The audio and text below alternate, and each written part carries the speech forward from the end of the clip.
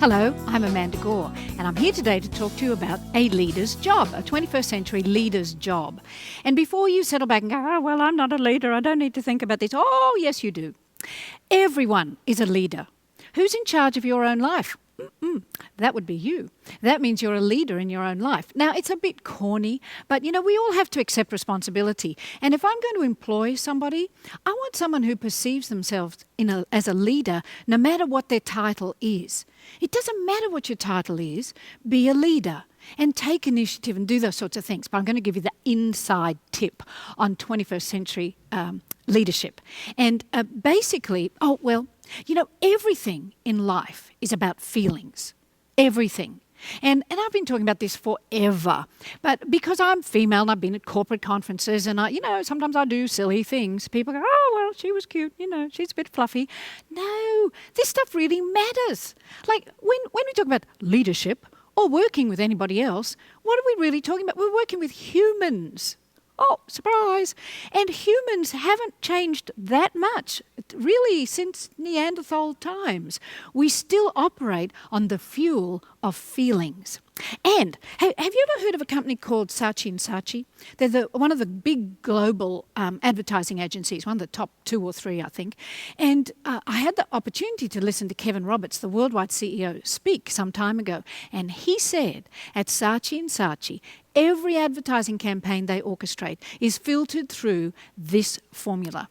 People are 80% emotional and 20% rational.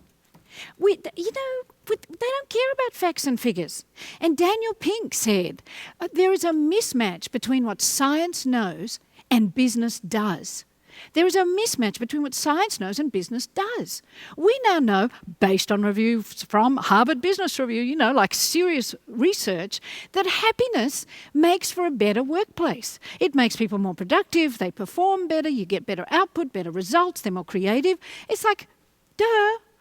But at least now we have scientific evidence to prove that it's true. What's happiness? Oh, gosh, that would be a feeling.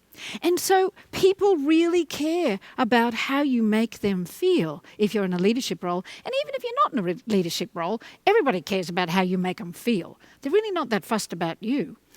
But they don't care about facts and figures. They do care about you acknowledging them and recognizing them. But they're not that fussed on the facts and figures. And if you're in sales and you think giving the team a target that's 500% higher than is easy to achieve, and I know you've got to stretch them a bit, but don't think that's what's going to inspire them. You are going to have to be the one that creates the inspiration. Now, how do you do it? Well, a leader's job is threefold. It's threefold. The first part of a leader's job is to help people change their behaviour. And lots of people go, oh, a leopard will never change, but you can't teach an old dog new tricks. Yes, you can. Neuroscience proves that we can change our behaviour, but we have to want to change the behaviour. In fact, we can change our behaviour in a heartbeat if we want to. Think about this. The last time you were having a fight with your partner or spouse or, roommate, flatmate, housemate, and you're there and you're blah, blah, blah, blah, blah, blah, blah, blah, blah, blah, blah, you suck, blah, blah, blah. And the doorbell goes. And you go to the doorbell and it's a friend. And you go, oh, come on in. And you walk into your previously horrible spouse that was screaming and shouting and you were shouting, and you look at them in a loving way and say, oh, look who's here. So don't tell me we can't change our behaviour in a heartbeat. And so as a leader, what you want to do, because the first thing that happens when you say to people, we're going to change, or we need you to change this, what's the first feeling that comes up? And it's an F word. It starts with fear. That's the very first reaction they have to anything. It's human. When we're told we have to change something, our very first reaction is fear. So you've got to understand that and frame change in a way that people see it as growth and development, because they know if you care about them, one of the ways they know you care about them is that you are helping them grow and develop. So you can come to people and go, right, we're going to change everything because this is all terrible. It's not good enough. We have to change. We have to go here. We're merging. Some people have to go. Some people, blah, blah, blah. Stop. Do not do it that way. Frame the change in a way Frame the change in a way that you are going to be able to show them that this will help them grow and develop. Because people want to grow and develop, even if they're not conscious of it. And they feel like you care about them when you're helping them grow and develop. So the first part of a leader's job, help people change their behaviour, which you can do in a heartbeat if you tell them a story that touches their heart. And the last piece on this is from Stephen Covey in 7 Habits of Highly Effective People. He tells a story of being on a train. He tells a story of being on a train. And in this train, he's tired. It's the end of a long day. And he's trying to get home. And he doesn't want to be interrupted. And at one station, a young man gets on. He has 3 small children. And the small children are running amok on the train. And Covey's annoyed. And he's trying to read the paper. And they're bashing the paper. And he puts up with it for a little while. But eventually, he's very grumpy. And he looks over and he says to the young man, "Look, can you do something about your children? Because they're bothering everybody on the train." And the young man kind of comes out of a coma and he looks at Covey and he says, "Oh yes, look, I'm so sorry. We've just come from the hospital where their mother died." Now, what do you think happened to Covey's behaviour? In a heartbeat, he becomes compassionate with the young man. He starts to play with the children. He looks after the children. We can change our behaviour anytime we want to. We just have to stick to it consistently. So that's the first part of your job. So the second part of a leader's job is to create an environment in which people can be the best they can be. And that's joy-filled and fear-free.